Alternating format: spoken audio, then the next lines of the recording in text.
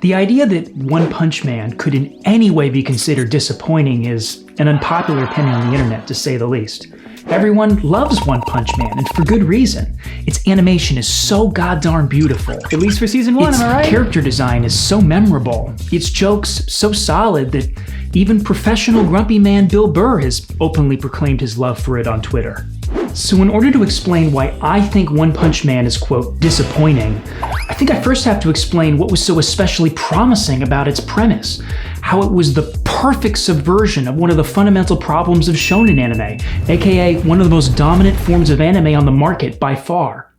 Shonen, for those not already in the know, literally translates to boy or youth, and appropriately, refers to anime and manga that is marketed towards a young male audience from ages 12 to 18.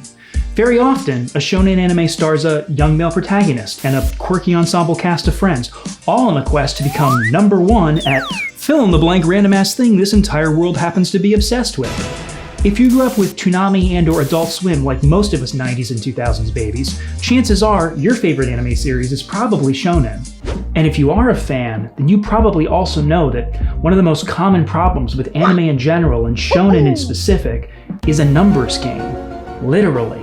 And by that I mean, have you ever noticed just how often in anime what starts off as a promising story quickly devolves into a series of long, drawn-out battle sequences where, in place of plot and character development, characters just kind of stare at each other for long stretches and loudly proclaim their power levels to each other?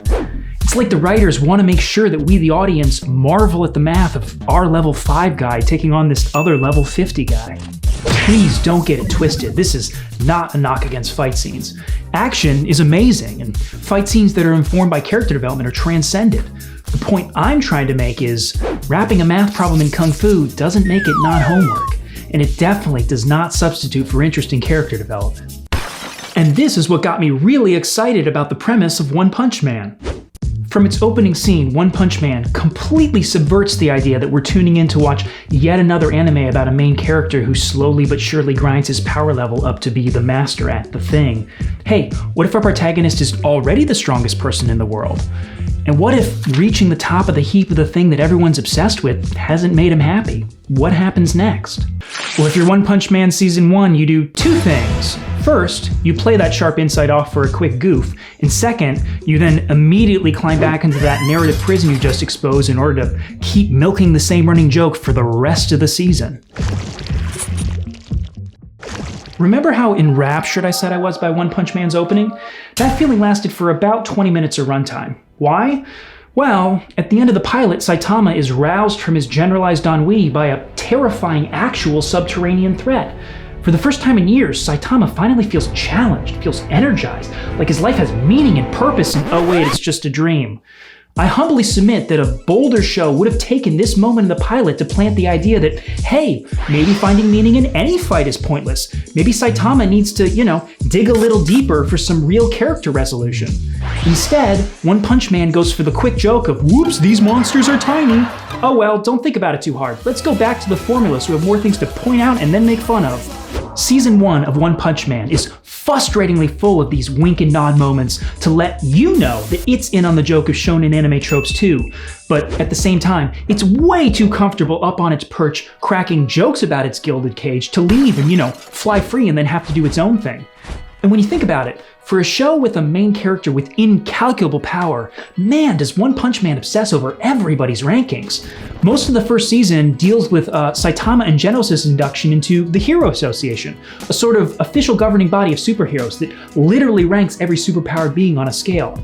On my first watch, I assumed that this explicit calling out of the power rankings that we so often see in anime meant that the show was designed to expose its bullshit by the end of the season, but no, it's played pretty straight. What's the joke? Oh, well, Saitama got classified as a C-class hero because he flunked the written test, even though he regularly beats up S-class heroes. Isn't that wacky? Objection! What about Moomin Rider? Dan asked, trying to steelman the opposing argument. He's not powerful. Wasn't his story's climax both touching and subversive to traditional anime tropes at the same time? Extremely moving and powerful, absolutely yes. Subversive? No, I don't think so. I don't know about you, but I can't count how many anime episodes I've watched where the basic message is something along the lines of, it is admirable to try your hardest and also be pure of heart. It may be sweet, but it's definitely not breaking any new ground. And there were so many opportunities to break new ground with this show. For example, what if, and I'm just spitballing here, what if the show made Saitama S-class from the get-go, but then also envious of Moomin Rider all season long? Sure, Moomin isn't strong enough to bruise an overripe pear on a good day, but what if his Genki disposition gave him a peace in his soul that Saitama deeply envied despite all of his power? That'd be pretty interesting. I bet we get some character development out of that. Instead, what does the show actually give us? Well, Moomin Rider fails to stop the Deep Sea King, and so we watch Saitama roll in at the end and bonk said unbeatable monster like it's nothing for yet another repeat of that same bit we've watched again and again all season long. Am I asking too much of One Punch Man? Is it simply impossible to write a nuanced, overpowered character when there's no stakes to the drama? I don't think so. Allow me to direct the jury's attention to Exhibit A, Rick and Morty. Just like One Punch Man, Rick and Morty features a ridiculously overpowered protagonist and hilariously sends up every convention of the genre, but once it's had its tropey fun with whatever premise it's playing with, which is usually by the episode's first act break, it moves past this and forces its characters to face the logical conclusions of their points of view, to learn something and grow as a result. Unlike One Punch Man, Rick and Morty completely dispenses with the idea of trying to find stakes in the conflict, mostly because there aren't any, and instead finds its stakes in the emotional conflict of its characters. This works great because even though Rick is ridiculously overpowered as a protagonist, emotionally, he's more immature than a zygote wearing an I'm with stupid t-shirt. Finding stakes in the emotional conflict instead of the plot conflict also has the side benefit of letting your overpowered main character stay your main character throughout your whole TV show. Did you ever notice that Saitama essentially becomes a sort of side character to his own anime series in season 2? He has to, because if he's around, there's no stakes in any of the conflict. Ever notice that Rick and Morty hasn't had that same problem for, what is it now, 4 seasons and counting? I don't know. Maybe it's unfair of me to want One Punch Man to be a show that it doesn't want to be. Maybe that's okay. Maybe I'm just overthinking this. Lord knows that's possible. I don't know. All I can say is, when I watched that killer opening to this series all those years ago, I really hoped that One Punch Man would be anime's answer to Rick and Morty. I hoped for a show that really grappled with the fact that you can train to be the strongest man in the world, but at the end of the day, you can't punch depression. Believe me, I've tried. What did I get instead? Well, I got a show with some really memorable characters and some amazing action that winked and nodded at me that it was in on the joke of shonen anime structure too.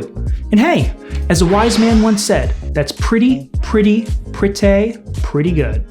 But it's frankly not good enough to place One Punch Man on the Mount Rushmore of anime that transcends its medium to become some of the most impactful pieces of pop culture of my generation. Which is disappointing because it could have been a contender. On the other hand, in his off time, Saitama often wears a shirt that simply says boobs. On second thought, I take it all back. Mount Rushmore it is, baby!